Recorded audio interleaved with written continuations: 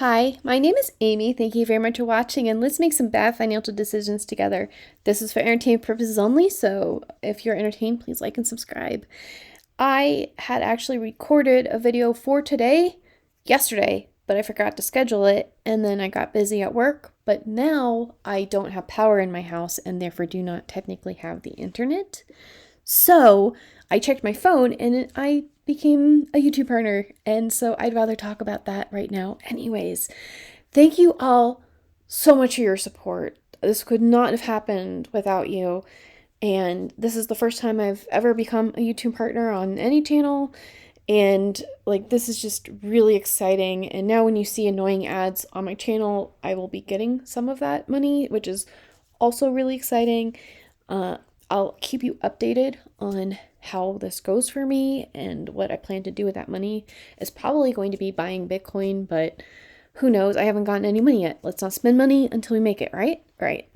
I would also like to thank everybody who has donated money to my Ko-fi, and I really do appreciate that. That helps me keep the website up and going, and it'll help me with my budget in the new year and, paying off my credit card, the 0% APR way before it's due. So I really appreciate it. So I just wanted to let you all know that I did also update YieldMite, and so it should be mostly up to date now.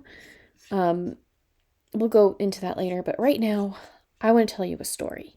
Because for some reason, I have decided that every time we hit a subscriber count milestone, that I will just introduce to you another pet that's in my house. And I have quite a lot of them in my house, so we could just do this for a very long time.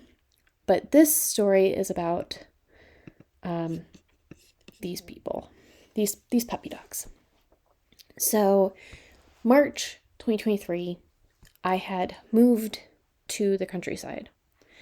And as soon as I moved over here, my dad said, "You have to get a dog." And that was not in my cards. I have my 2 Chinese cats, and that was enough for me. I mean, they don't even like dogs, so I just felt like maybe I could just have them until they died, and then discuss getting a small dog, because I only wanted a small dog. So, through the negotiation process, I said, well, the local shelter, they have adult dogs for $25. I'll go get one that is a good breed that agrees with cats, and we'll go from there. And my dad was like, "No, you have to get a puppy." And I do not want a puppy. I do not want to raise a puppy. I don't want to have anything to do with puppies. I am not energetic enough. I don't have the patience. I don't want my new trailer to have a bunch of pee and them chewing through the walls. Whatever puppies do, puppies are obnoxious, okay? So we compromised, and they said I could have their dog, Harry, and then they were raising this dog here, his name is Scout, to be a livestock guardian dog in the fields. Like, he was already in the fields, but every time, because they raised him at their house for 3 months outside, and my dad spoiled him so much that whenever my parents came up to the farm, he would just sit at the fence and whine the entire time. He wouldn't eat, he wouldn't drink, he would just sit and stare at my parents. So they gave me this dog. They took this dog and they made him an inside dog. But then we still needed a dog for the sheep, because there's a large predator load. There's bears and coyotes and stuff. So yes, that's exactly what I wanted you to do. So there were a few choices. And it was between, at the time, both on Craigslist. There was a 10-month-old Pyrenees that apparently the granddaughter had snuck it into her room, but this lady already had 11 dogs and not a great yard, so she was trying to rehome it. And then this one, who was a 3-year-old puppy dog and had working experience on a farm. And the reason why they were giving her away for free was because she had attacked the lady's nephew. But then I heard the story and I was like, yeah, no, we can keep we can get this dog. So, like, just for future reference, if you don't get a lot of visitors, you have an unsocialized dog and the dog's not spayed, maybe don't bring a new family in with another unspayed female and also like go into her territory and run and be obnoxious. So we went to see like what is she like, and she's a total sweetheart. So when we took her back to the farm and we left her in the pasture, and she hung out for a month, and then we took her to the vet. We just wanted her to like not be too stressed or anything. So we took her to the vet, and by we, I mean my dad, because that was the day that I closed on my trailer. So the vet gave her a clean bill of health. We were able to, get her on flea meds and, get rid of all the ticks that she had on her.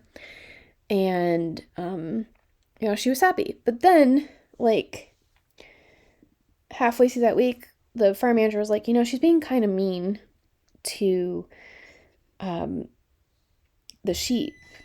Maybe, it would be better if she became your pet. And what is this doing? So I agreed, but I was going on vacation. And, so, I'd agreed, but, I was going on vacation, so I went back to DC with Harry, and I was going to make her into my pet when I came back to the farm. But then, the first night of my vacation, the farm manager was like, JK, surprise. And so nobody said anything. The woman that owned her before didn't tell me. The vet didn't notice. We thought she was fat. We didn't know her before. So, yeah. She had a bunch of puppies, and they decided that it was my responsibility to raise and adopt out these puppies. So, let me tell you that if you didn't want me to become an animal hoarder, you should not have left me in charge of rehoming animals. Okay? I knew enough about myself to never put myself in this position before. And we have since gotten her spayed. It's just that, like, I was going to call and get her spayed, but then the next day she gave birth. So, a little late for that. But she's such a smart dog. And we adore each other. and like, she's just such a sweetheart. So, the deal is still on. Every time we hit the subscriber milestones, I will introduce another pet that is in my house. There are plenty of them, and at least half of them include really cute puppy pictures, because let me tell you, they went from potatoes to super cute real quick. So she was a good mom. No issues. She does have resource gardening issues though, so food aggression. And so all of my dogs have resource guarding and food aggression, which is super fun. But yeah, this is the story of Dixie and having so many puppies. You couldn't have just one puppy, couldn't have two puppies. Like, I know there's no like negotiating nature or anything, but it would have been convenient if you had like 3 dogs. 3 dogs I could have kept, one in the pasture, 2 in the house. 1 in the pasture, 1 with me, 1 for my friend, the usual. But yeah, that's the story of how I've ended up with a bunch of dogs.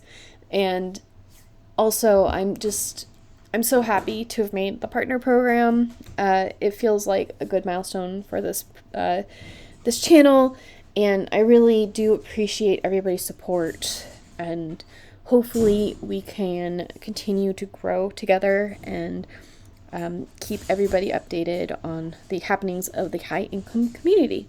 So I will talk to you all later. Bye.